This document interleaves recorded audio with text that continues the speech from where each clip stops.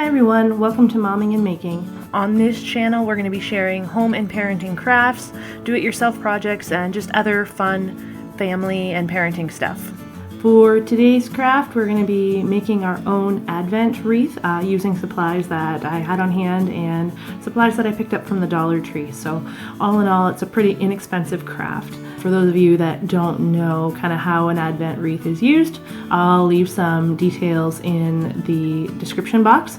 But basically what we're going to do is each Sunday of Advent we will light another candle, and then on Christmas Eve we will light all 4 candles and the, of course, 5th candle as well on that day. And each day will have a different kind of scripture focus in kind of really keeping the primary focus on Jesus and the lead up to Christmas, which is the season of Advent. For this craft, you're going to need a foam wreath form that I picked up from the Dollar Tree. You'll need some burlap ribbon. I used also a finer burlap ribbon with the white detailing on it, and then some red ribbon that I had on hand. I believe it was originally from Michael's. But I guarantee if you do any kind of crafting and you just kind of take a look at what you've got kicking around, you will find more than enough stuff, I'm sure, to decorate your own wreath in a way that's going to look beautiful for you and your family.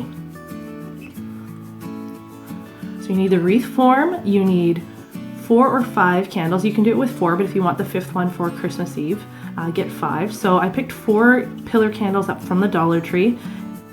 And then the 5th candle, the large pillar, and the vase I actually had on hand left over from my wedding 7 years ago. So I don't know, here in Canada you can't buy pillar candles quite this large at the Dollar Tree. You can pick larger ones up at Dollarama for I think $3 or $4, but you could also just use a 5th of the smaller pillars as well. So the first thing I did was I took my wreath form and I wrapped the burlap fabric, or the burlap ribbon, around the wreath form. I glued it at a few points along the back just to kind of help hold it down.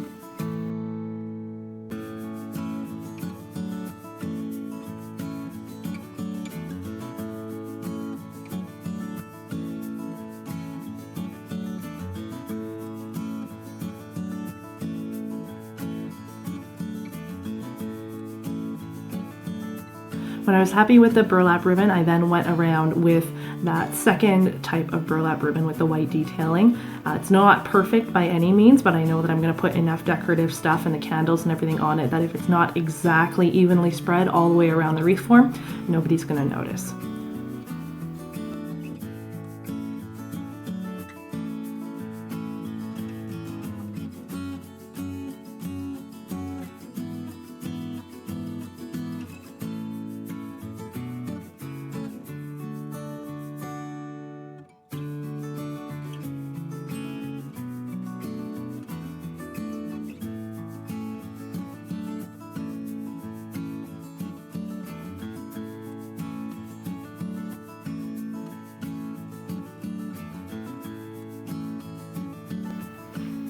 Once I had the form wrapped with that second kind of burlap ribbon, I went around with the red ribbon. I wasn't sure whether or not I wanted to do this or not, but after I kind of did it, I was really happy with how it looked.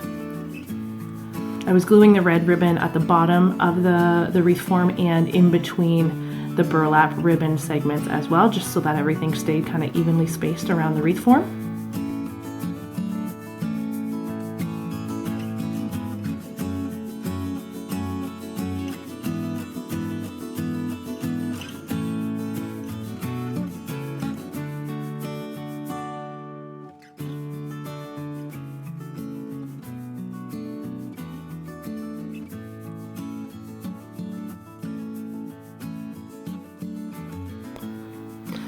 After I had wrapped all the ribbon around and was happy with it, then I played around with my candles a little bit and kind of figured out where I wanted the front to be, how I wanted them to be situated.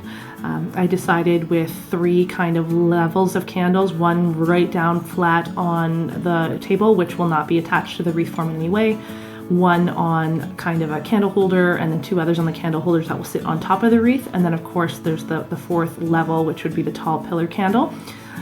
These candle holders, I think you could pick up something similar from the Dollar Tree. Again, I happen to have them kicking around on hand, and I just glued the sticker on the bottom of them to the candle holders just to kind of help me to have something that was going to be easier to glue to the wreath form and to help kind of keep from making a mess when I light the candles. I figured out where the front of my wreath is going to be, and then I just put some holly and cranberries and just some greenery and flowers at the front of that. I did not glue them in. I like to reuse my greenery and foliage type stuff for different things from time to time. So anything that I don't make too permanent is lovely, because then I can change my mind later.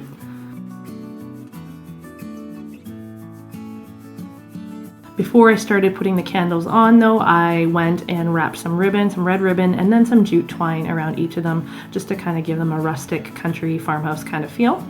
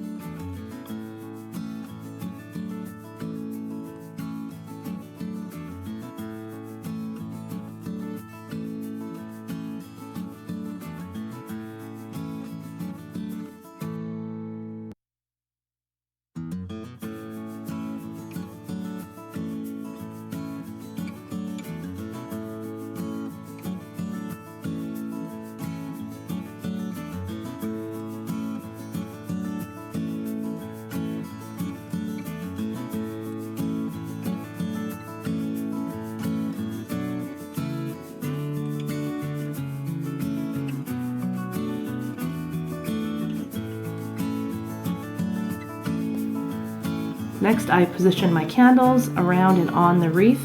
I used some straws to help hold the candle holders on the ones sitting on the wreath upright, so that they didn't kind of fall into the middle. I think I'll probably switch those out for some wooden doweling just for a little extra support, but they'll do for now.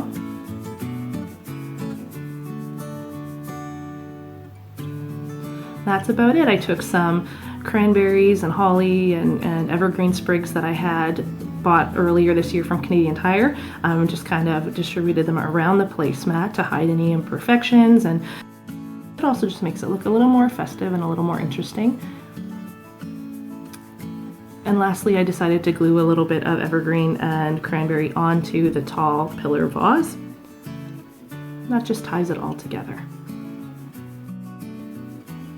So my total cost for this craft was probably under $10, just the 4 candles, which came to $5, and then a couple of sprigs of the evergreens.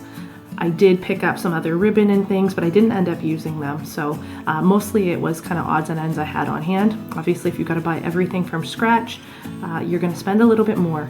But I would just encourage you that if you do craft and you do decorate, you probably got lots of stuff around the house.